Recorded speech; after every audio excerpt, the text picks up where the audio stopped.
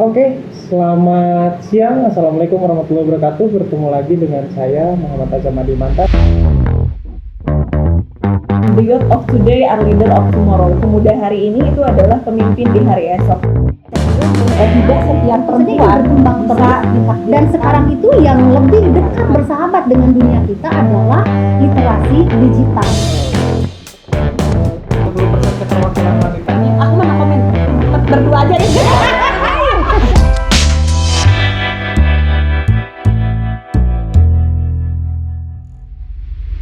Sekarang saya ditemani oleh banyak teteh-teteh dan ibu-ibu yang produktif nih di Tasikmalaya. Dan ada yang skalanya udah nasional, ataupun ada yang berkegiatan produktif di Tasik. Dan ini semua adalah sosok perempuan-perempuan hebat dari Indonesia.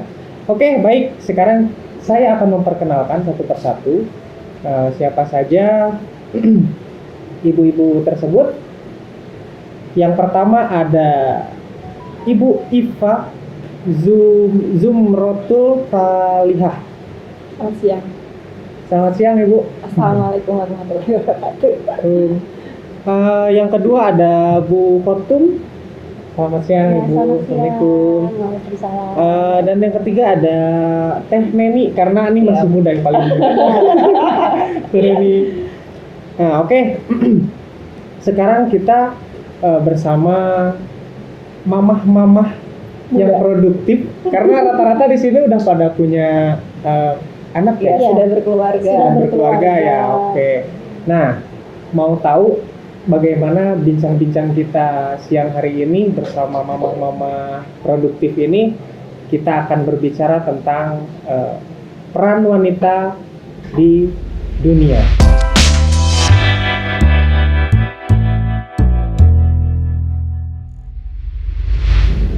Baik, yang pertama sama Ibu Iva, karena kan saya tuh sebelum ini kan kita nangkep dari pembicaraan itu tuh banyak sekali peran-peran yang nantinya akan berimplikasi terhadap karakter wanita itu sendiri, mulai dari pendidikan. Nah, Bu Iva kan sekarang menjadi direktur itu ya, apa namanya, Taman Jingga ya, Taman Jingga yang memang concern terhadap mengadvokasi tentang kasus-kasus yang ada di Tasikmalaya itu sendiri, terutama kepada perempuan dan anak-anak. Nah, menurut Ibu bagaimana sih peran penting wanita terhadap kultur pendidikan itu sendiri terhadap anak terutama? Ya, terima kasih atas kesempatannya. Jadi perempuan itu anugerah tersendiri, terutama bisa menjadi seorang ibu. Nah, tidak setiap perempuan bisa ditakdirkan menjadi seorang ibu, karena ada teman-teman perempuan di luar sana yang sama Allah belum dikasih kesempatan untuk menjadi seorang ibu. Dan jadi seorang ibu ini adalah madrasah pertama bagi anak-anaknya. Sebelum pendidikan di luar sana, jadi seorang ibu adalah bagaimana menyiapkan generasi bangsa ini dengan baik. Dan saya terinspirasi dari tokoh parenting Indonesia, Indonesian Strong from Home. Indonesia bisa kuat dari rumah.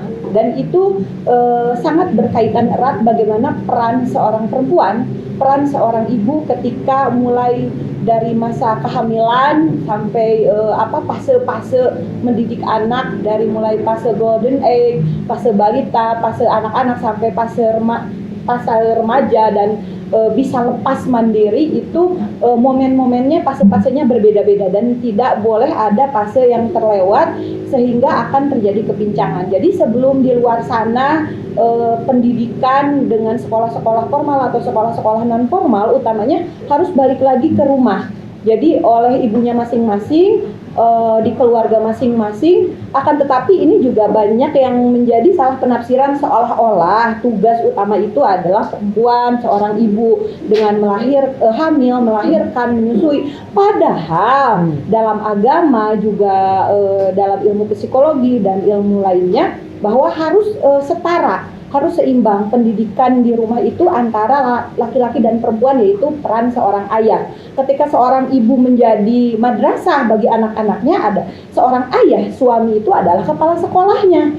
Jadi jangan salah ketika ada stigma-stigma di masyarakat bahwa kalau terjadi sesuatu hal dengan anak, misalkan anak itu belum soleh, atau kalau dalam bahasa Sunda bangkarwara dalam tanda kutip, anak saha, didikan saha, goreng indungna nggak didikna, itu juga sudah salah. Karena ini harus ada kolaborasi, karena kalau terjadi kepincangan antara peran ayah dan peran ibu, itu terjadi kekosongan. Jadi harus seimbang, dua-duanya punya role peran masing-masing untuk mengisi bagaimana fase-fase pendidikan anak di rumah, dan kalau di luar rumah itu adalah kolaborasi. Kalau di sekolah dengan bapak ibu gurunya di sekolah, dengan kurikulum di sekolah, yang paling penting balik lagi ke rumah.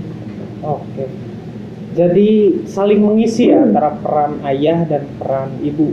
Saya juga ingat sama falsafah Sunda, di mana digambarkan kalau di falsafah Sunda itu bumi itu indung, terus matahari itu bapaknya, di mana kita tahu kehidupan mayoritas makhluk hidup sekarang itu ya berpusat kepada di bumi, tapi tidak tidak mungkin bisa hidup tanpa adanya bantuan tenaga surya. Nah mungkin ya seperti itu simbolik-simbolik yang menghidupkan satu keluarga antara peran ibu dan ayah mungkin ya Bu. Iya, dan setara. Jadi kolaborasi peran ayah dan peran ibu ini harus sinergis, harus jadi mitra. Bahwa jangan terkesan bahwa perempuan ini, ibu ini hanya produktivitas dalam masalah menghasilkan anak, mendidik anak, tetapi peran ayahnya dilupakan. Jadi banyak sekarang yang terjadi bahwa anak-anak yang ada terjadi kegagalan menurut penelitian, bahwa itu kurangnya peran ayah, kurangnya kehadiran seorang ayah, bagaimana seorang ayah itu bisa berperan dan menjadi contoh juga superhero bagi anak-anaknya. Dan satu hal lagi, bahwa ini setara ya peran ayah dan seorang ibu ini. Ketika misalkan tidak ada dikotomi atau perbedaan bahwa yang menyuapi itu, yang memandikan itu harus seorang ibu, tidak.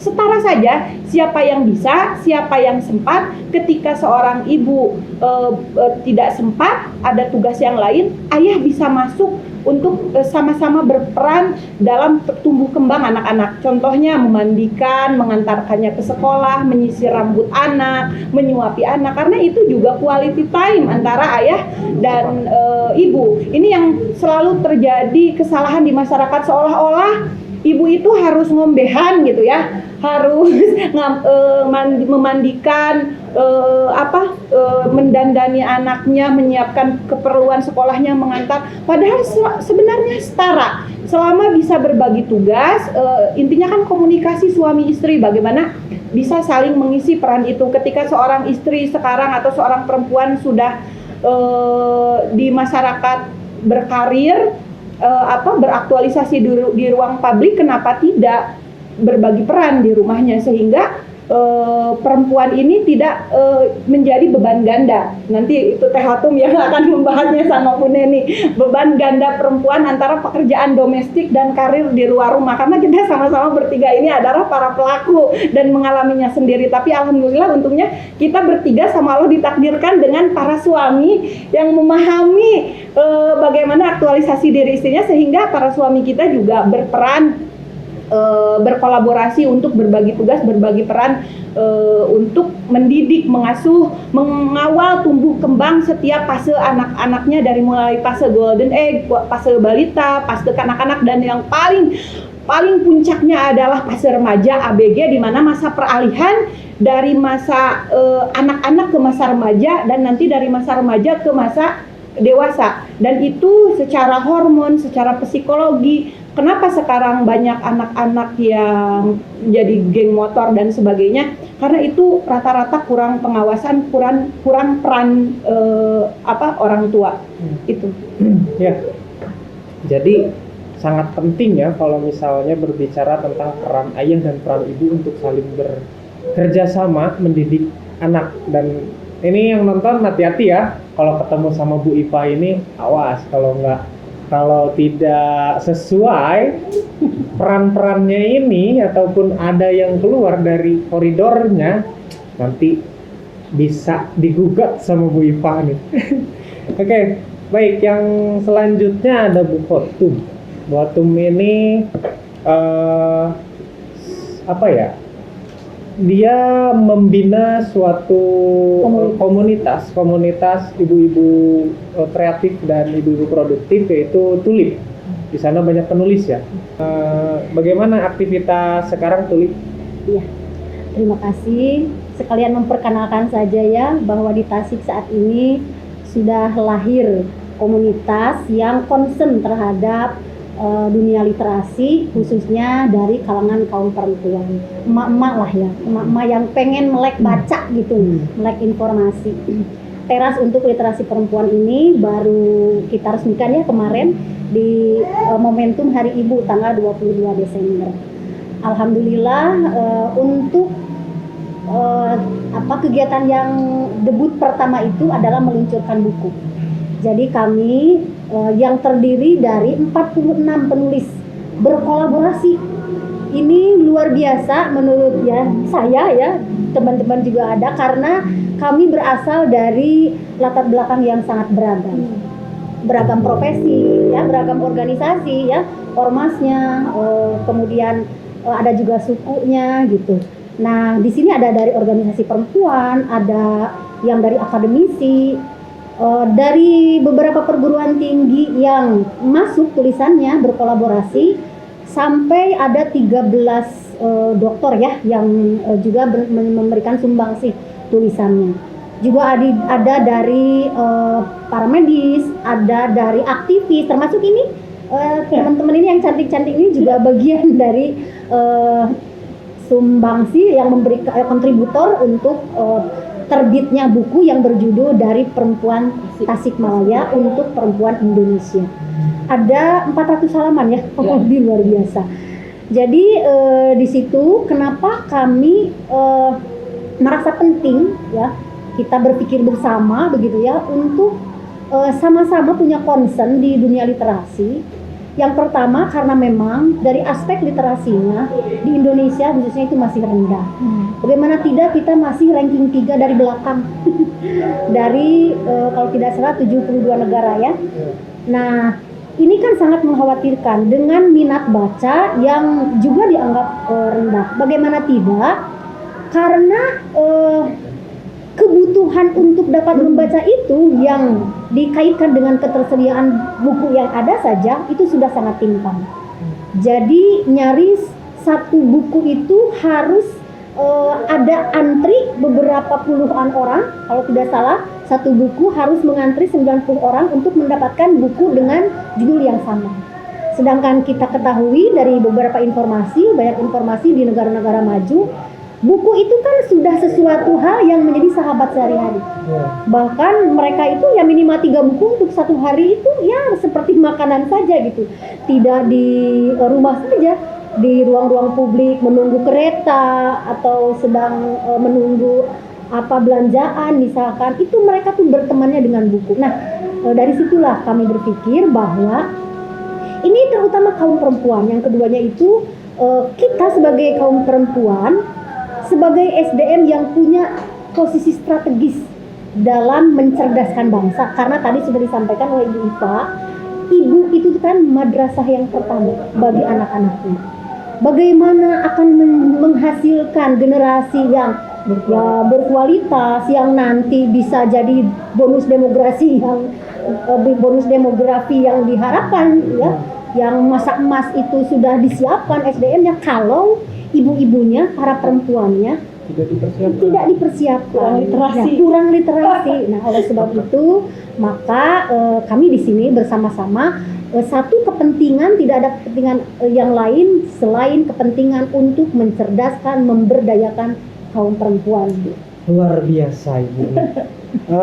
Lalu ada peran-peran Ibu sendiri untuk mendorong produktivitas dari perempuan tersebut seperti menulis kah? Atau memang konsennya hanya menulis saja atau memang lebih kepada kajian-kajian strategis gitu Bu, Jadi literasi itu memang pada awalnya tahun 1958 UNESCO mengeluarkan statement bahwa yang namanya literasi definisinya itu adalah kemampuan untuk membaca dan menulis hal-hal yang berkaitan dengan kehidupannya gitu.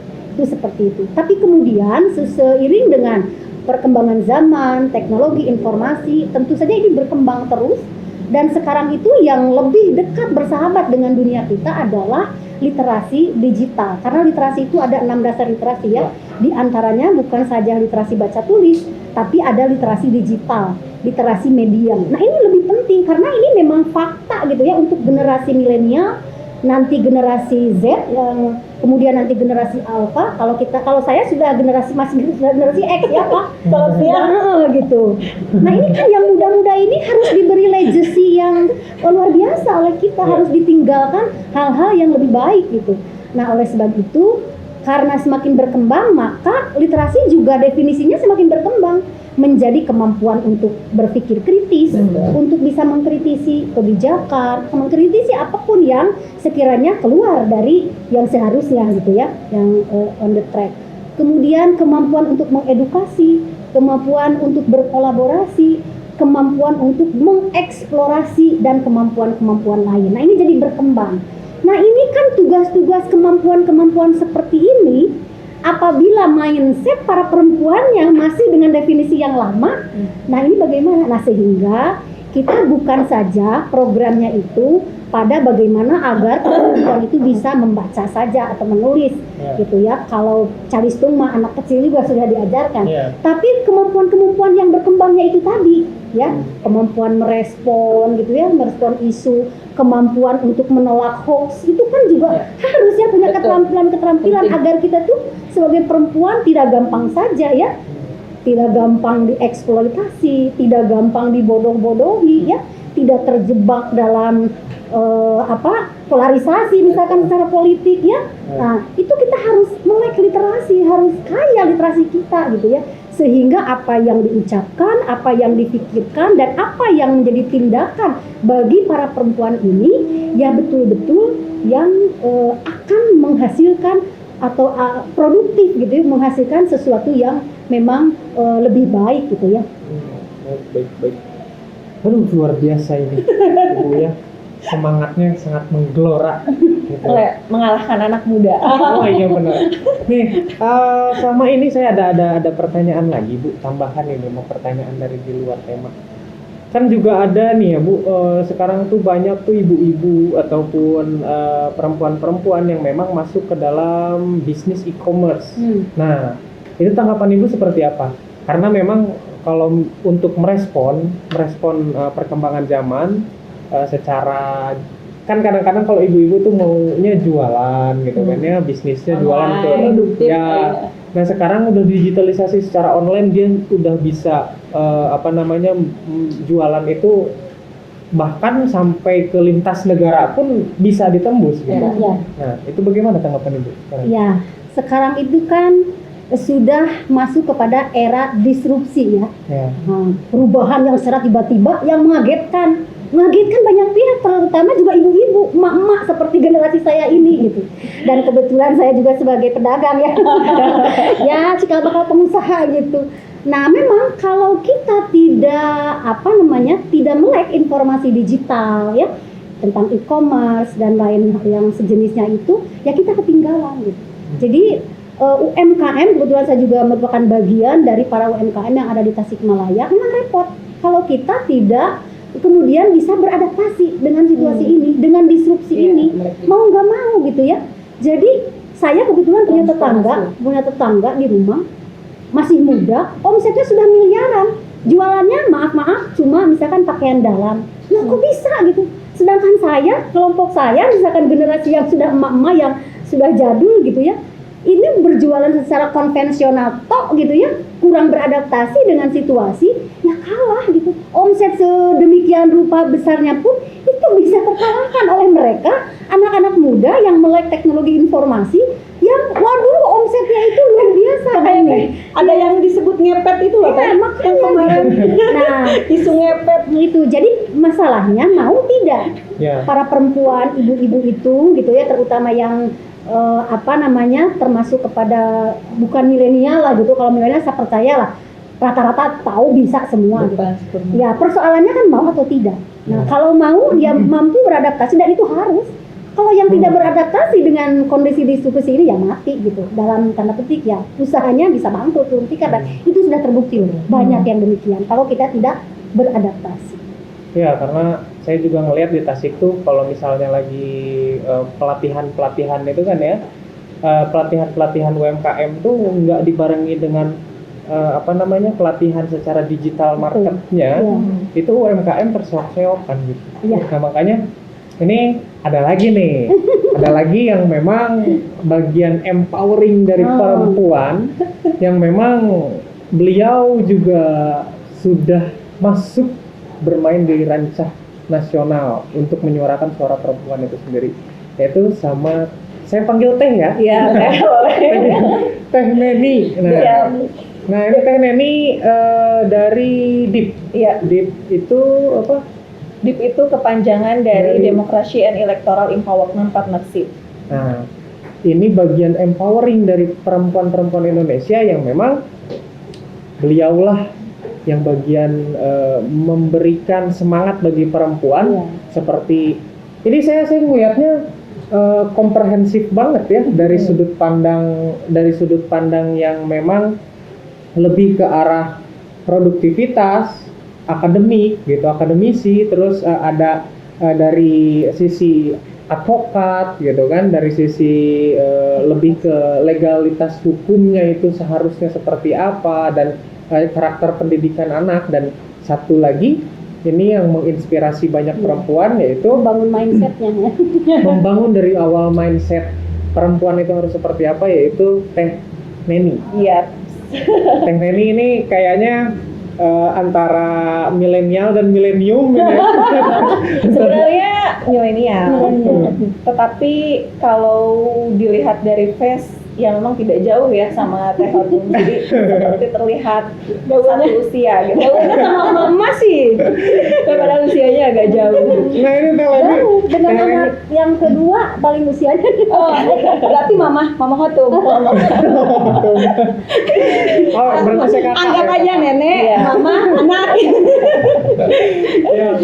Teh Neni sekarang sibuk apa Teh Neni? Sekarang saya kebetulan diamanahi sebagai direktur itu ya NGO dari DIP. DIP ini Democracy and Electoral Empowerment Partnership. Jadi kita NGO non pemerintah dan non profit yang kita bergeraknya di isu-isu demokrasi, politik, kemudian ya berhubungan dengan pemilu pilkada begitu ya, dan juga isu-isu menyangkut perempuan gitu. Karena kenapa saya terlibat, punya will gitu ya untuk terlibat di sana, melihat kan saat ini tuh kalau bagaimana perhelatan politik ya, ini kan menjadi it's never ending issue ya, jadi isu yang sebenarnya nggak pernah usai. Karena saya juga menjadi tidak hanya keterwakilan perempuan ya, tetapi juga anak muda merasa terpanggil begitu ya, untuk kemudian ya paling tidak kita mencoba untuk membenahi ya, kalau tidak kita ya siapa lagi gitu ya. Nelson Mandela itu kan pernah menyampaikan, the youth of today are leader of tomorrow. Pemuda hari ini itu adalah pemimpin di hari esok. Nah, bagaimana kondisi demokrasi Indonesia yang akan datang, 10 tahun yang akan datang, 20 tahun yang akan datang, yaitu berada di tangan anak muda, ya apalagi perempuan begitu ya, yang itu akan sangat menentukan bagaimana maju mundurnya demokrasi ke depan itu ada di tangan kita. Nah, makanya apalagi dengan melihat misalnya jumlah pemilih kita ini kan 60% ya dari daftar pemilih tetap di pemilu 2019 saja 60% itu adalah anak muda, 50%-nya adalah pemilih perempuan gitu. Jadi ini akan sangat menentukan bagaimana misalnya keberlangsungan demokrasi yang kita tahu 2024 kita akan menghadapi pemilu gitu ya, pemilu serentak juga pemilihan serentak begitu ya. Jadi tidak terbayang 7 surat suara yang nanti 2024 itu akan kita coblos gitu ya. Nah, ini kan tentu membutuhkan kontribusi nyata gitu. Jadi anak muda itu diberikan dua pilihan, diam atau bergerak. Nah, saya memilih untuk bergerak begitu ya, karena diam itu tidak akan menyelesaikan persoalan bangsa. Nah, berangkat dari itulah kemudian, apalagi kalau kita melihat ya, potret saat ini terhadap fenomena yang terjadi di Indonesia, persoalan terhadap kaum perempuan itu juga menjadi persoalan yang tidak kunjung usai juga gitu ya. Misalnya, kita tahu kasus kekerasan terhadap perempuan dan anak itu eskalasinya semakin meningkat dari tahun ke tahun. Kalau kita merujuk misalnya pada datanya dari Komnas Perempuan gitu ya, itu kan ibaratnya sudah menjadi puncak gunung es. Belum lagi misalnya ketimpangan persoalan ekonomi, pendidikan gitu ya. Dan kita juga tahu angka stunting kita juga masih sangat tinggi gitu ya. Lah, apalagi di Kabupaten Tasikmalaya nih menjadi daerah yang sorotan di Provinsi Jawa Barat. Koreksi kalau saya datanya keliru begitu ya. Itu kedua tertinggi di Provinsi Jawa Barat gitu ya, Kabupaten Tasikmalaya. Nah, lalu kita juga melihat fenomena bahwa yang menikah di bawah usia itu juga masih sangat tinggi, apalagi di Provinsi Jawa Barat. Kita tentu menghadapi tantangan tadi, kalau kata Bu Hotung menyampaikan menghadapi tantangan bonus demografi begitu ya. Puncaknya ini kan sekitar 2035, 2040 begitu ya, sampai puncaknya sekali ya 2045 tuh kita akan betul-betul mendapatkan masa-masa emas itu gitu ya. Saya rasa ini tantangan, tetapi kalau kita tidak bisa memanfaatkan potensi anak muda, perempuan itu dengan baik, maka itu hanya akan menjadi sebuah kesia-siaan belaka gitu. Nah, berangkat dari itu kemudian saya juga melihat minimnya keterlibatan partisipasi perempuan di dunia politik itu masih sangat minim begitu ya. Nah, oleh karenanya memang siapa nih yang mau kemudian menyuarakan kepentingan yang itu mengarus utamakan kepada keberpihakan terhadap perempuan dan anak, apalagi juga anak muda ya, karena saya juga keterwakilan dari anak muda. Ada banyak problem yang mesti kita hadapi, maka tentu hanya ada dua pilihan saya tadi.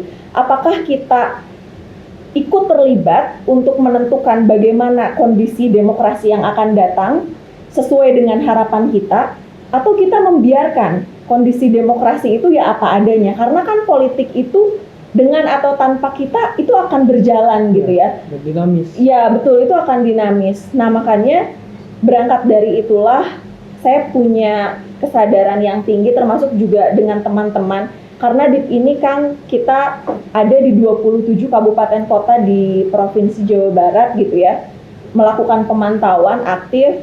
Rencana 2024 untuk nanti pemantauan pemilu 2022 ini kita akan membuka untuk pemantauan di provinsi dan kabupaten kota lain, karena beberapa sudah ada yang mulai mau berminat begitu ya menjadi pemantau, misalnya saja di Bali gitu ya, kemudian Lampung, Malang dan lain sebagainya. Ini sudah banyak anak-anak muda. Sebenarnya kan DIP ini adalah segmentasinya anak muda, perempuan juga, karena kita melihat potensi dua kelompok ini yang sebenarnya rentan tapi tidak banyak juga disentuh gitu ya oleh yang lain. Kalau kita sering menyuarakan soal bagaimana inklusivitas pemilihan ya terhadap kelompok-kelompok rentan gitu ya, misalnya disabilitas, anak muda, perempuan-perempuan yang ada di pelosok daerah, yang itu kemudian tidak tersentuh. Nah, maka bagaimana DIP ini hadir untuk menyentuh mereka gitu ya. Makanya di DIP ini ada yang namanya kursus kepemiluan dan demokrasi. Sudah ada dari 2018 itu sudah ada sekitar 15.000 relawan yang itu tersebar di 27 kabupaten kota yang ikut di kegiatan kursi tersebut. Ya tadi kalau kata Teh Hotung itu kan sebenarnya kita juga punya panggilan untuk bagaimana meningkatkan literasi.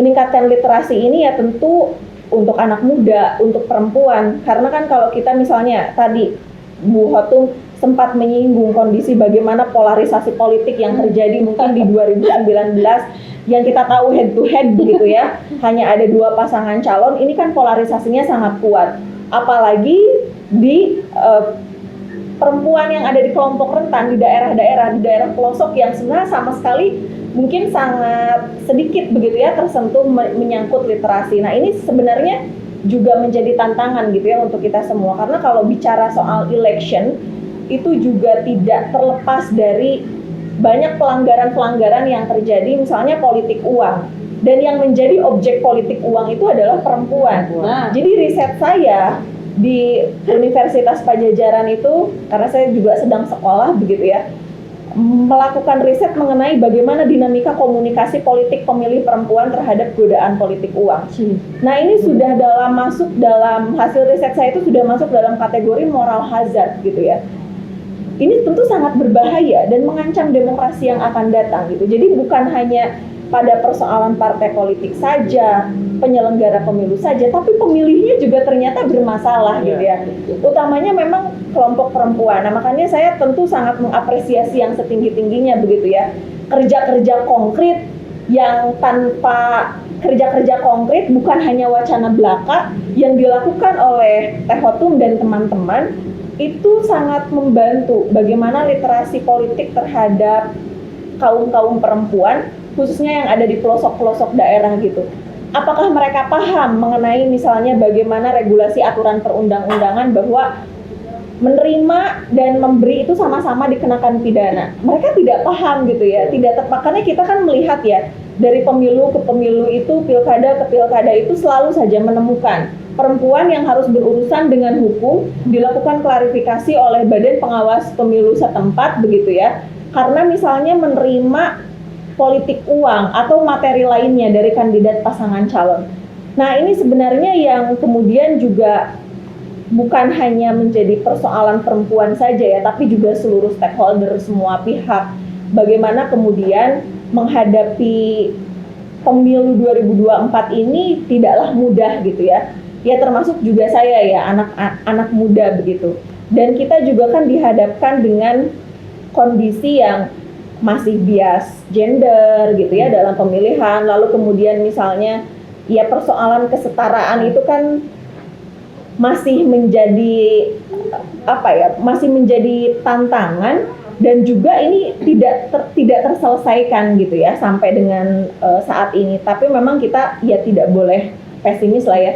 Jadi kalau kata bukunya Deliberative Democracy Jurgen Habermas, pesimis kita itu tidak akan pernah menyelesaikan persoalan. Jadi untuk apa pesimis, kita optimis saja gitu ya. Anak muda. Nah, makanya kemudian bagi saya tantangan itu harus kita hadapi. Mau tidak mau itu harus kita hadapi. Karena kita diam saja juga itu tadi ya, tidak akan menyelesaikan persoalan bangsa. Termasuk juga anak muda. Hidup ini hanya sekali lah gitu ya. Maka bagaimana bisa membangun legacy yang berarti, paling tidak untuk diri kita sendiri dan lingkungan terdekat ya, sesuai dengan kan khairun nas anfa'uhum linnas ya, sebaik-baiknya manusia adalah yang bisa memberikan manfaat kepada manusia lainnya. Anak muda, perempuan, tentu kita mendorong gitu ya kepada anak muda lainnya, perempuan lainnya, yuk ikut terlibat, jangan takut untuk bersuara gitu ya, menyuarakan keadilan. Karena memang kan sekarang persoalan kebebasan berpendapat juga menjadi ancaman juga nyata bagi kita, tapi saya rasa kita tidak perlu takut gitu ya untuk mau terlibat langsung begitu ya, berpartisipasi aktif, dan kitalah yang menentukan bagaimana harapan demokrasi yang akan datang itu. Karena kalau bukan kita tuh siapa lagi gitu ya.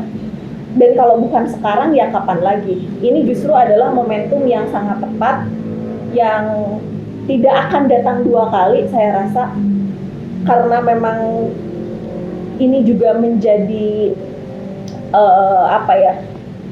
di kedepan itu kan masa depan bangsa, bagaimana membangun peradaban bangsa itu juga kita tidak lepas ya, ditentukan dari anak muda dan perempuan. Nah makanya kemudian bagi saya sih, saya tidak pernah takut untuk berpartisipasi aktif, menyuarakan soal isu-isu perempuan, yang menyuarakan soal keadilan begitu ya.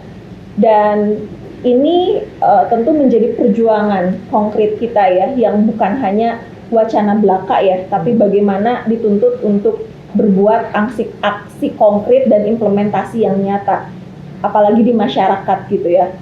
Nah oleh karenanya di momentum pemilu 2024 ini tidak ada alasan sih untuk tidak banyak berbuat. Kita bisa menjadi penyelenggara pemilu, kita juga bisa aktif misalnya di partai politik, menjadi kandidat, atau misalnya mau menjadi pemilih kayak saya kan, kalau Teh Fatun kan sudah ya berpengalaman menjadi penyelenggara pemilu, bagaimana merasakan dinamika dan polemik yang dihadapi sebagai perempuan gitu ya, satu-satunya di KPU Kota Tasik gitu, yang subhanallah gitu ya, luar biasa menghadapi berbagai dinamika dari pemilu ke pemilu, itu sudah dirasakan oleh beliau. Satu orang. Nah, dia satu orang perempuan. Kenapa nggak Dan ditambah? sangat struggle, Iya, kenapa nggak ditambah? struggle begitu ya. Makanya ini kalau ketemu sama ibu-ibu ini nggak bisa macam-macam. Nah, pertanyaan saya berikutnya nih, Iya. Teh Neni, itu kan perlu apa ya? Perlu pembahasan yang memang bisa diterima oleh kaum ibu-ibu di bawah sana, Betul. gitu. Apakah memang maka dari itu DIP ini memerlukan transmisi lain untuk mengkomunikasikan itu kepada yang memang target dari DIP itu sendiri, atau seperti apa? Iya, karena kan kalau dalam political marketing, Philip Kotler itu ada yang namanya STP, Segmentation, Targeting, Positioning. Kita harus jelas ini dulu gitu ya. Makanya kemudian program apapun yang diselenggarakan oleh DIP itu harus jelas siapa targetnya, segmentasinya apa, inputnya apa, outputnya apa. Jangan sampai kegiatan-kegiatan yang kita selenggarakan itu hanya sebatas seremonial belaka untuk menggugurkan kewajiban. Sudah memang di NGO itu kan sangat minim sekali begitu ya dananya ya. Kita di tengah keterbatasan yang ada, ya syukur alhamdulillah ya sekarang ada daring, sehingga kita juga bisa merangkul anak-anak muda, perempuan-perempuan lain itu dari berbagai provinsi dan kabupaten kota gitu ya. Nah, karena memang segmentasinya anak muda, kemudian perempuan gitu ya. Kalau di komunikasi itu kan ada low context communication, ada high context communication. DIP itu di mana? Ya kita beradanya main di tengah-tengah. Jadi kalau sekarang musimnya moderasi beragama, ya kita juga ada komunikasi jalan tengah gitu ya. Gitu. Nah, jadi bagaimana misalnya dengan anak-anak muda itu, karena memang kita juga adalah di DIP ini kan strukturnya juga adalah anak-anak muda ya, bisa diterima nih bahasanya oleh anak-anak muda, misalnya kayak sekarang tuh kan pakai jujur li ya, aku tuh kayak gitu-gitu kan. Nah, itu banget kan. Itu anak muda banget lah gitu. Bagaimana kita bisa masuk ke arah sana gitu dengan menggunakan pendekatan emosi dan kultural mereka gitu. Jadi kita kadangkala ya pakainya low context communication, kadangkala ya komunikasi jalan tengah gitu, agar kita apa yang kita sampaikan itu juga bisa diterima gitu. Jangan sampai karena bahasa kita terlalu tinggi, mereka sulit untuk mentransfer dan sulit juga misalnya untuk memahami dari apa yang kita sampaikan. Nah, itu jangan sampai seperti itu gitu. Nah, makanya kemudian kita dilatih juga ya di DIP ini bagaimana public speaking, bagaimana misalnya mereka itu juga dilakukan ya pembinaan gitu ya soal materi-materi kepemiluan, kemudian materi-materi yang menyangkut demokrasi, bagaimana sistem pemerintahan dan lain sebagainya. Ya sehingga bisa komprehensif gitu, menguasai dari satu isu ke isu lain. Karena kan kalau misalnya kita bicara tahapan di pemilu itu kan banyak ya. Ada mulai dari tahapan pencalonan, kemudian kampanye, dana kampanye, daftar pemilih, pemungutan penghitungan suara gitu ya, kemudian rekapitulasi, penyelesaian sengketa. Nah, mereka bagaimana dibimbing untuk memahami isu-isu ini, disampaikan kepada anak-anak muda lainnya dengan bahasa yang lebih sederhana. Jadi kita sebenarnya materi-materi yang dikemas dalam kegiatan-kegiatan itu disesuaikan dengan siapa nih audiensnya gitu ya. Kebutuhannya itu apa gitu. Jadi nggak kemudian di satu program dengan program yang lain itu sama, enggak, semua berbasis kepada kebutuhan dari masing-masing segmentasi audiensnya, tergantung itu siapa gitu. Seperti itu kan. Oke, ternyata ketika sudah berbincang-bincang ini emak-emak ini cukup milenial juga ya. Bukan cukup, tapi memang milenial. Semua pemikirannya itu, apalagi Teh Neni ini luar biasa pemahaman tentang bagaimana kebijakan-kebijakan itu dibuat, lalu di mana posisi perempuan itu seharusnya. Tapi saya lihat di siang hari ini komposisinya itu udah pas banget. Jadi antara eksekutif dan legislatif. Jadi eksekutif tuh saya menggambarkan kayak Bu Khotum itu sama Teh Neni, bagian dari edukasinya itu ke Bu Khotum, lalu nanti untuk implementasinya segala macam, walaupun di Bu Khotum juga ada implementasinya tapi lebih ke akademis, pemahaman pengetahuan ya Bu. Ya, kita itu memang kalau melihat dari luncurnya buku yang kemarin mirip-mirip ke gerakan intelektual lah gitu. Ya. Karena di situ kan pemikiran-pemikiran yang luar biasa beragamnya ada di situ. Ya. Luar biasa loh, saya kaget gitu ketika ada satu penulis yang membahas tentang perempuan dari perspektif bahasa ya, Betul. perempuan dari perspektif matematika. Itu kan ada yang menulis itu gitu. Iya. Jadi saya merasa terkejut-kejut gitu ya. Sampai pengalaman empiris kayak yang poligami ada. Iya, iya, dari mulai urusan di rumah gitu ya, bagaimana pola asuh anak, sampai ke poligami gitu, sampai hal-hal yang sebetulnya sebelumnya saya tidak menyangka gitu bakal ada tema-tema yang seperti itu beragamnya. Nah itu luar biasa, ternyata kalau sudah digali perempuan-perempuan itu berdaya sebetulnya. Nah sehingga kalau mereka tidak digali, tidak dieksplorasi, ya sayang gitu ya potensi-potensi mereka ini. Nah, setelah di Bu Khotum sudah selesai untuk berdaya, lalu untuk pembuktian ataupun berbakti kepada nusa dan bangsa itu bagian deep. Nah, ini saling mengisi sebenarnya. Saling Kolaborasi. Jadi setelah ini semua aktivitas dari Bu Khotum dan Teh Neni itu sudah mengarah kepada produktivitas perempuan, dan ada bagian yang melindunginya dari aktivitas-aktivitas tersebut yaitu oleh Bu Iva.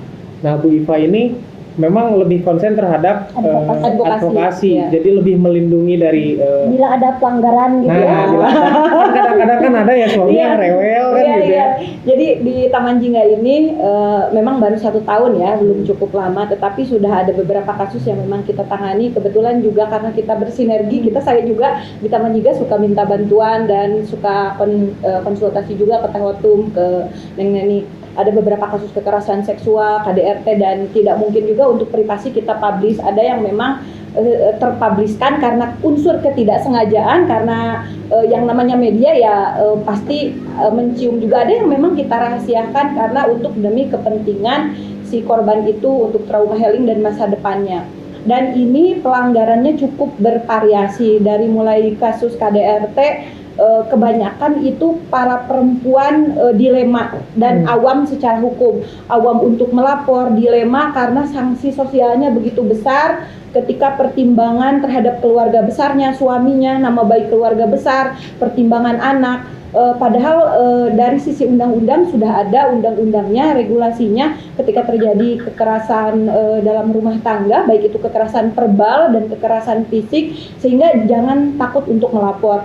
Ketika ada pelaporan pun kita cukup negosiasi dan tidak serta-merta harus dilaporkan ke pihak terkait, yaitu ke bagian hukum atau ke kepolisian. Ada memang yang kita cukup dengan musyawarah sehingga supaya ada efek jera, tidak ada lagi kejadian-kejadian berikutnya, dan tergantung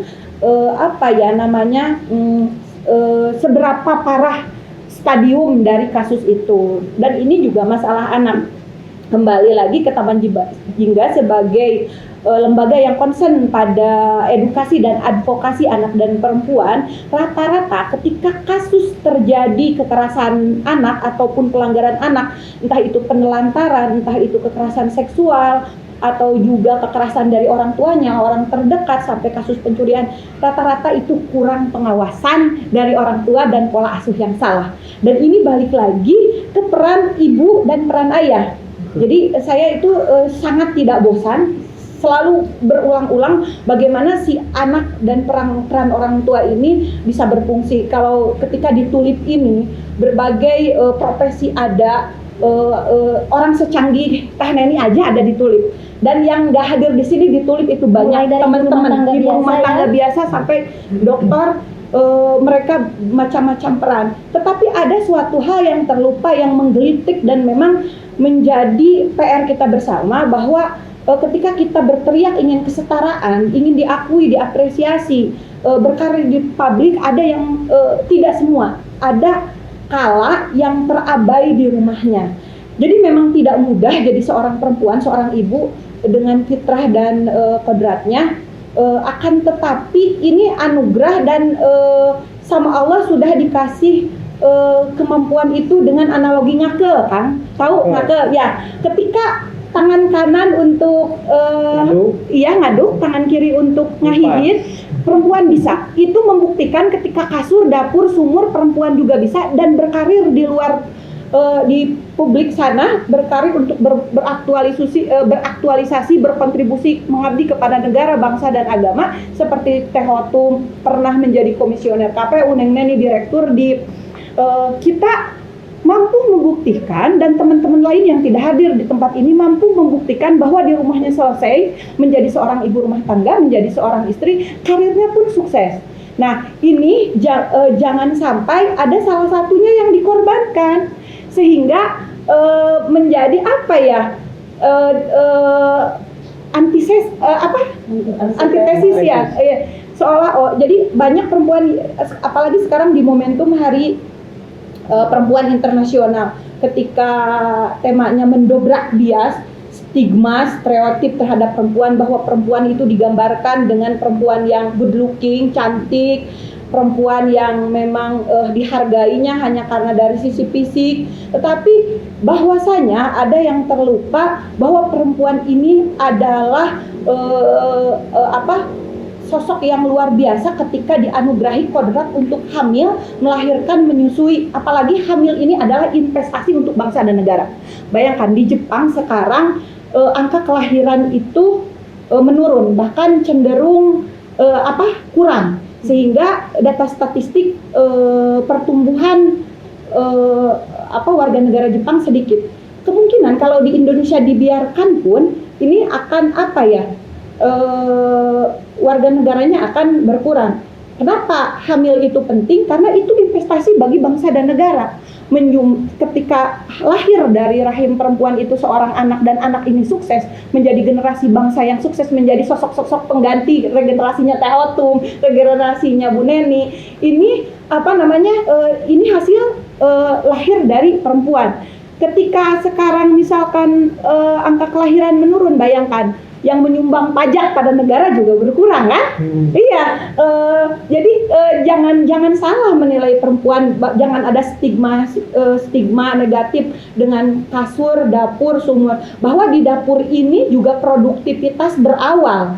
Ketika bisa menyiapkan segala sesuatu untuk generasi bangsa, meskipun sekarang udah zaman canggih, serba bisa online, nggak harus masak pun bisa beli secara online, apapun bisa secara online, tapi tetap peran-peran itu ketika seorang perempuan bisa menyajikan, walaupun itu bukan kodrat ya, bisa kaum laki-laki pun, para ayah memasak, menyiapkan istrinya, menyiapkan anaknya, sehingga bisa dinikmati untuk menjadi quality time, karena sarapan atau makan bersama bisa di waktu siang, pagi atau di waktu malam itu menjadi sangat berkualitas. Dan Taman Jingga ini konsen di sana ke parenting, bagaimana pentingnya peran orang tua, suami istri. Kemudian ketika ada pelanggaran-pelanggaran pun kami terjun ke lapangan, mengadvokasi kalau memang kasusnya sudah di luar batas dan pelanggaran hukum, mohon maaf, kita laporkan dan kita kawal terus sampai mendapatkan hukuman yang selayaknya sesuai undang-undang, sehingga menjadi efek jerak. Mudah-mudahan kalau hukuman itu sudah divonis, nanti bisa kita dibantu oleh teman-teman media untuk dipublish. Karena apa? Rata-rata dari kasus-kasus yang terjadi ini, menurut analisa kita, pengalaman, yang heboh itu di awal Teh. Jadi ramenya itu ketika terjadi kekerasan, baik itu kekerasan seksual, kekerasan verbal, kekerasan KDRT, ramenya itu pemberitaan di awal. Ketika pas divonis itu jarang rame diberitakan, sehingga tidak menjadi efek jerak. baik itu Salah-salahnya iya malah baik itu diem-diem kasus aja. sodomi, predator, sehingga kalau kita suarakan nih hasilnya kemarin juga kita cukup kecewa sih yang kasus di Bandung itu yang 13 santri Oh, iya. KW ya. Kita berharapnya karena perpresnya sudah ditandatangani oleh Pak Jokowi untuk kebiri kimia, kan tuntutan jaksanya itu adalah hukuman mati. Ternyata hasilnya adalah hukuman seumur hidup. Ya mudah-mudahan banding lah jaksa penuntut umumnya agar menjadi efek jerah. Jadi memang bagi teman-teman yang terjadi KDRT atau kekerasan baik itu verbal, baik itu kekerasan di media ya secara online itu juga banyak kan. Jadi ada yang kekerasan secara video, secara ujaran kebencian, apapun yang melanggar undang-undang ITE, kalau memang takut bersuara atau dengan suaminya atau seorang anak yang ditelantarkan, tidak usah khawatir, kami insya Allah selama kami siap berkolaborasi dengan pihak-pihak terkait juga dengan pemerintah, kita insya Allah akan siap untuk mengadvokasi di lapangan. Dan juga ini mungkin karena masih asing ya untuk kasus-kasus di ranah politik bagi para perempuan, karena ada keterwakilan 30% perempuan, padahal banyak ketidakadilan di sini. Jangan takut juga untuk melapor ke kita, siapa tahu kita bisa membantu. Siap. Nyambung nanti dari Iya, nyambung. Karena ini tadi sebelum ini ada PR yang luar biasa dan saya tertarik dengan statement Teh Hukum ini untuk isu 30% keterwakilan perempuan. Itulah nanti aja lah sama Teh Hukum aja itu dibahasnya. Kalau Oke, Taman baik. Jingga kan siap untuk mengadvokasi. melengkapi aja ya. Iya. Tadi disebutkan bahwa Taman Jingga itu concern untuk masalah-masalah advokasi Iya. apabila di lapangan ditemukan ya Pelanggaran. peristiwa-peristiwa yang mengandung pelanggaran hukum. Nah, tetapi kalau Tulip itu perspektifnya lain. Jadi bagaimana Tulip lebih mempersuasi masyarakat, bukan saja dengan tulisan. Tadi karena literasi itu literasi dasar itu bukan hanya baca tulis, tetapi juga ada literasi ekonomi, ada literasi finansial ya, kemudian ada literasi budaya gitu. Nah, di antaranya tadi, jadi sebelum kepada tindakan pelaporan misalkan Iya, secara iya. hukum, nah di sini kami antara lain kegiatannya kemarin itu dengan bedah buku. Kita jadi tulisan yang sudah dikolaborasikan melalui kemudian dibukukan, kita bedah gitu ya. Kita bedah, kita bagi per tema, dan kita yang pertama kemarin itu kebetulan isunya kekerasan ya. Seksual. Kekerasan seksualnya. Alhamdulillah ketika kita menghadirkan ratusan ya pada waktu itu audiensnya, nah di situ muncul ternyata peristiwa-peristiwa yang tidak nampak ke permukaan, yang kata Neng Neni tadi fenomena gunung es, itu pada komunitas itu saja pada muncul, Neng. Ini ada kasus begini, ini anak saya pernah perabaan lah gitu ya, penjenggolan dan sebagainya. Apakah itu termasuk kepada kekerasan, katanya gitu. Nah, hal semacam itu. Jadi kita di situ kita menggali informasi dari mereka gitu ya. Kemudian kita rangkum, kita akomodir gitu ya.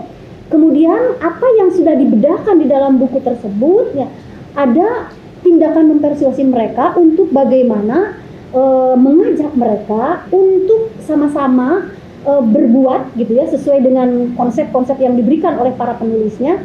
Misalkan ada tulisan itu tentang kekerasan seksual, salah satu antisipasinya adalah membentuk healthcare pada komunitas-komunitas yang ada di masyarakat. Tidak harus gede gitu ya, institusi berbadan hukum, nggak harus gitu ya. Di mana kekerasan itu terjadi gitu ya, pelanggaran itu terjadi, apa itu pelecehan atau apa, misalkan di situ ada institusi, misalkan balai desa misalnya, itu usahakan ada healthcare-nya gitu ya, atau ormas misalkan, ada Fatayat, ada Aisyah, ada apalah gitu ya, atau Taman Jingga juga misalkan nanti punya semacam cabang atau unit-unit gitu yang tersebar di situ, ada healthcare sebagai kalau di dalam obat itu P3K-nya gitu ya. Jadi pertolongan pertamanya di situ. Jadi nah di situ ditempatkan orang-orang yang terdiri dari konsepnya nih. Tentu saja harus ada konselornya. Ya harus terpadu pekerjaannya. Kalau untuk menangani kekerasan ini terpadu, ada konselornya, untuk healing kan mereka itu dari traumatis yang tidak boleh berkepanjangan ya. Kalau syukur-syukur ya lebih jauhnya itu ada rumah singgah ya, semacam itu. Nah kemudian harus terpadu itu ada dari kesehatannya, misalkan apabila terjadi misalkan pelecehan berupa pemerkosaan gitu, itu kan harus ada ahli-ahli reproduksi, disebut kesehatan reproduksi yang nanti akan menindaklanjutinya.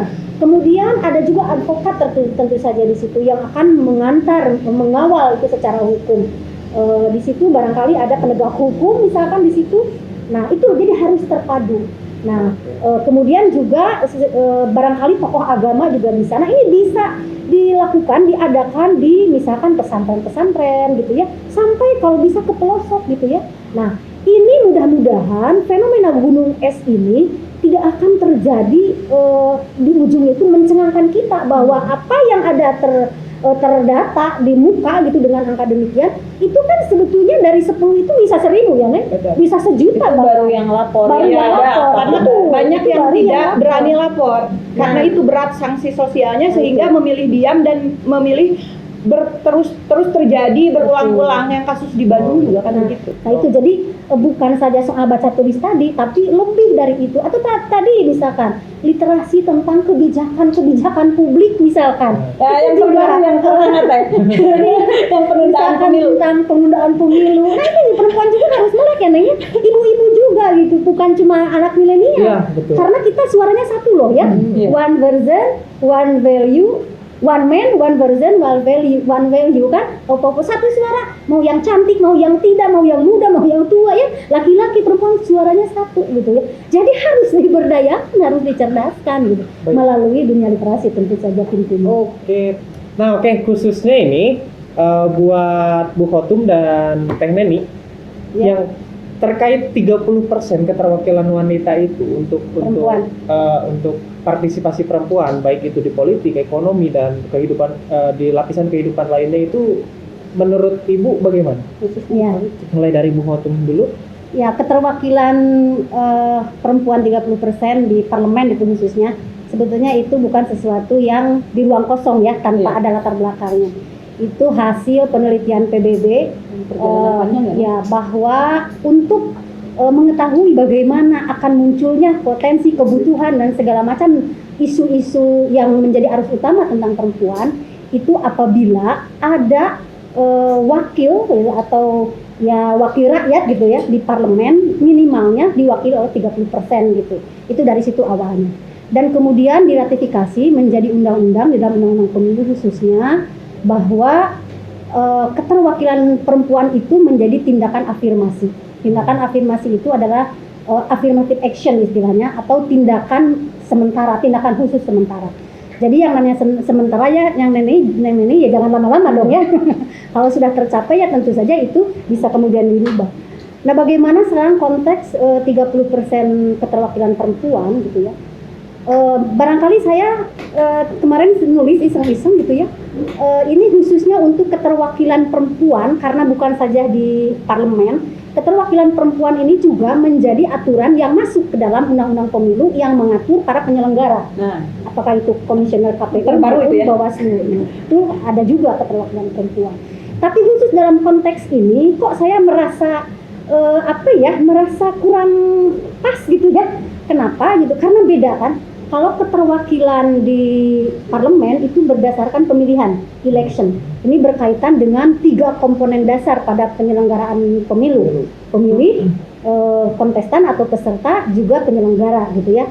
Nah, terutama di sini pemilih yang memang pemilih di kita itu di Indonesia masih belum menjadi pemilih yang ideal sebagai pemilih yang rasional.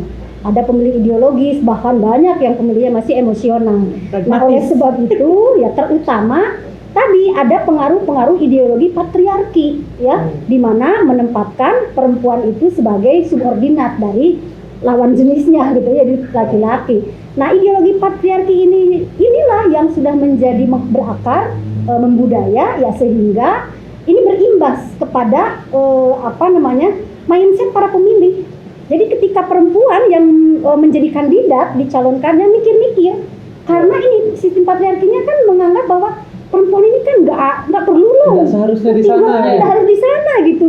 cukuplah hal-hal yang sederhana gitu ya di rumah ya tadi itu ya Iya. dapur sumur kasur dan Stereotip. sebagainya. Meskipun secara partisipasi publik di bidang yang lain itu sudah banyak Bagus ya. Ya, tapi kemudian kan yang terjadi dengan pelabelan terhadap perempuan itu stereotipnya ya perempuan itu lebih pasnya menjadi sekretaris, menjadi Seksi konsumsi. tenaga kesehatan gitu. Iya. Tidak pada wilayah-wilayah yang strategis pengambil kebijakan, Kebijakan. misalnya Iya. jadi duduk di parlemen, jadi kepala daerah, itu kan pekerjaan-pekerjaan yang Masih jarang. ya itu yang biasanya kan petarung seperti itu kan laki-laki itu kan. Nah, Iya. ini ideologi patriarkisnya di sini. Ini berimbas kepada keterpilihan bagi perempuan itu menjadi kecil, menjadi harus didukung oleh affirmative action tadi, tindakan hidup sementara itu yang kemudian akan membantu dengan edukasi ya, dengan segala macam tindakan edukasi, persuasi agar perempuan itu sadar bahwa penting perempuan juga menjadi bagian dari pengambil kebijakan. Nah, ini untuk parlemen. Tapi yang saya soroti itu nih kita yang terakhir itu yang kita ngenes ya sama-sama. Kalau untuk di penyelenggara misalkan, nah itu kan dengan seleksi ini yang bedanya. Ini lebih mengedepankan kepada kompetensi ya. Siapa yang kompeten? Harusnya ini tidak secara ya harusnya apple to apple ya, laki-laki perempuan itu ini mampu. Kenapa kok yang dipilihnya itu justru tidak perempuan ketika nilainya itu seimbang atau bahkan lebih dari laki-laki? Nah ini yang jadi persoalan. Nah ini jangan-jangan gitu ya, ini ada pasal yang kurang pas kalau untuk pada penyelenggara ini gitu ya. 30% minimal ini kan minimal. Ini bisa dijadikan pasal yang untuk bersembunyi gitu. Kalau saya di tulisan saya itu pasal kutukan gitu. Jadi karena minimal tidak membacanya, tidak kemudian mereka itu menginterpretasikannya sebagai paling banyak, justru maksimal gitu ya, tidak diinterpretasikan sebagai paling sedikit gitu ya. Harusnya paling sedikit, artinya Ya. kan boleh kan Boleh lebih dari 30%. boleh, bahkan 90% juga kalau memang Layak. kompeten, layak itu kenapa tidak? Nah tapi ini kan seolah-olah saya melihat itu kok jadi seperti bumerang gitu ya. Pasal ini kok menjadi begitu. Nah ini saya lihat dari fakta hasil atau ya resal dari seleksi yang kemarin itu, mohon maaf, itu kan masih copy paste dari yang kemarin, yang periode sebelumnya maksud saya. 1 perempuan dari 7 ya, dari 7. Sekarang Teh Neni nih, gimana tanggapannya dengan keterwakilan 30% wanita di parlemen dan aspek-aspek kehidupan lainnya juga, gimana tanggapannya dengan gender dan politik? Iya, 30% keterwakilan perempuan itu masih menjadi tantangan tentu ya bagi kita semua. Karena kalau kita melihat juga keterwakilan perempuan di parlemen itu sebenarnya pemilu 2019 itu meningkat signifikan gitu ya, sekitar 27% gitu ya dibandingkan dengan pemilu-pemilu sebelumnya. Tetapi kemudian kok kenapa isu-isu permasalahan-permasalahan yang menyangkut terhadap perempuan dan anak ini eskalasinya justru malah semakin meningkat dengan meningkatnya keterwakilan perempuan di parlemen, bukan bukan menurun gitu ya. Tentu kan ini jadi paradoks begitu ya. Ada apa begitu ya? Keterpilihan perempuan di parlemen ini. Jangan-jangan studinya Aspinall itu kan menyampaikan bahwa keterwakilan perempuan yang ada di parlemen hari ini gitu itu kan punya relasi kekerabatan dan lain sebagainya gitu ya. Nah, oleh karenanya, selain memang kita melihat frasa dalam undang-undang itu kan menyampaikan hanya memperhatikan, bukan mewajibkan. Bagi sebagian pihak, partai politik, kemudian peserta, ini kan juga terutama kebijakan para pengambil kebijakan begitu ya. Ini kan melihat bahwa perasa memperhatikan ini seolah kurang tegas. Ada tidak menjadi masalah, tidak ada juga tidak menjadi masalah karena masih memperhatikan. Karena kan ini jadi tanggung gitu ya frasa ini. Jadi Tidak tegas. bukan dianggap sebagai urgensi. Bukan mewajibkan. Nah, saya melihat bahwa kalau kita bicara soal kapitalis feminis, jangan-jangan keterwakilan 30% perempuan dalam frasa undang-undang itu dengan maksud memperhatikan itu hanya mementingkan hanya punya kepada perempuan, menguntungkan kepada perempuan yang punya relasi dengan oligarki. Sementara untuk kita misalnya yang punya kapasitas, kapabilitas, mau seperti apapun kita mencalonkan, kalau kita tidak ada relasi dengan oligarki, maka jangan harap begitu ya kita bisa terpilih. Jadi tentu ini menjadi tantangan untuk kita semua karena masih ada ketidaksetaraan di sini gitu. Bagaimana misalnya politik dinasti, calon tunggal 2020 itu juga masih sangat meningkat. Ini tentu terganjal begitu ya. Perempuan yang sebenarnya punya kapasitas, kapabilitas tapi modal tidak ada, ini terhambat di partai politik. Nah, saya rasa juga ini tentu menjadi concern kita bersama, menjadi isu kita bersama. Bagaimana keterwakilan perempuan ini bukan hanya sebagai pelengkap penghias saja, tetapi betul-betul masuk pada substansi. Makanya kenapa DIP itu mengawal kepala daerah, kemudian legislatif begitu ya, untuk kesana yang punya isu keberpihakan terhadap perempuan. Bukan hanya calon perempuan saja, tetapi juga calon laki-lakinya juga harus berperspektif gender yang baik gitu. Mungkin seperti itu, Kang. Oke, terima kasih kepada ibu-ibu untuk kehadirannya ya.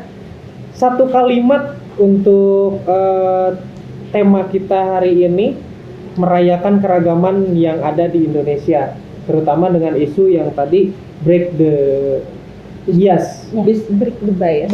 Break the bias. Oke, itu dari mulai Bu Khotum dulu Atau ini atau dari Teh Neni dulu? Closing statement ya. Iya. Iya. Saya rasa anak muda dan perempuan segera ambil peran sekecil apapun itu, karena sesuatu yang besar itu tidak akan pernah terwujud tanpa kita mulai dari hal yang kecil. Dan saya rasa kita harus berada pada etika, moralitas, dan keadaban. Karena kalau di politik ini kadangkala kita sudah menghadapi fase krisis keadaban. Saya ingat apa yang disampaikannya filosof Hegel dalam Philosophy of Right. Hegel itu menyampaikan ada yang namanya Sittlichkeit. Sittlichkeit itu terdiri dari 3 lapisan: keluarga, civil society, dan negara. Keluarga tentu menjadi kunci begitu ya. Setelah keluarga kemudian civil society, kemudian akan terbentuk negara. Nah, apabila 3 elemen ini berada pada titik etika keutamaan, saya yakin bukan hanya perempuan yang berdaya, bukan hanya anak muda yang berdaya, termasuk juga misalnya politik yang memiliki etika, moralitas, dan keadaban, tetapi juga kita akan membangun peradaban bangsa dan mewujudkan Indonesia yang baldatun thayyibatun warabun ghafurun. Terima kasih. Ya. Ibu Iva? Perempuan itu adalah mitranya laki-laki. Mitra dalam keluarga, mitra dalam bernegara, berkolaborasi, berkontribusi untuk kemajuan dirinya sendiri, juga kemajuan keluarganya, mendidik anak-anaknya, untuk kemajuan negara, bangsa, dan agama. Jadi berikan manfaat, buktikan dengan berdayanya perempuan itu yang dirasakan manfaatnya keberadaan perempuan di masyarakat. Lalu Bu Khotum? Hidup ini bukan soal kontestasi atau kompetisi ansih, tetapi untuk saat ini sudah saatnya kita butuh berkolaborasi, karena kolaborasi nyawanya adalah keberagaman, dan diperlukan untuk bagaimana menghadapi keragaman ini diperlukan karakter dan pribadi-pribadi yang inklusif, menerima berbagai keragaman dan perbedaan itu sebagai sebuah rahmat, dan kemudian kita bersama-sama membangun peradaban agar tidak ada lagi yang namanya diskriminasi. Perempuan beda, perempuan ini, laki-laki begitu, tidak. Kita setara. Allah hanya melihat kita dari sudut takwanya saja. Yang lain-lain itu kita bisa berkolaborasi satu dengan yang lain. Oke, baik, terima kasih ibu-ibu yang sangat produktif atas kehadirannya. Baik, semua yang nonton video ini tadi sudah mendengar bincang-bincang kita pada siang hari ini sampai sore. Lalu memang banyak sekali problem-problem yang ada di Tasik khususnya, dan di daerah-daerah lain mungkin terkait tentang kriminalitas ataupun tentang pemberdayaan perempuan. lalu ada tentang keaktifan perempuan dalam kancah pengambilan keputusan. Memang hal tersebut sudah menjadi bahan yang lumrah untuk segera dibicarakan dan diharapkan untuk keterlibatan perempuan yang 30% tersebut di Indonesia untuk pengambilan keputusan sudah seharusnya digalakkan dan mulai dibangun dari rumah kita sendiri. Untuk perempuan Indonesia, semangat dan mulai dari Tasikmalaya untuk Indonesia. Wassalamualaikum warahmatullahi wabarakatuh. Terima kasih Kak Po TV. Kasih Bu. Ya, Teman-teman ya. ini. The youth of today are leader of tomorrow. Pemuda hari ini itu adalah pemimpin di hari esok. Tidak setiap perempuan berkembang bisa terus. ditakdirkan. Dan sekarang itu yang lebih dekat bersahabat dengan dunia kita adalah literasi digital. 30% keterwakilan wanita. Aku mana komen berdua aja deh.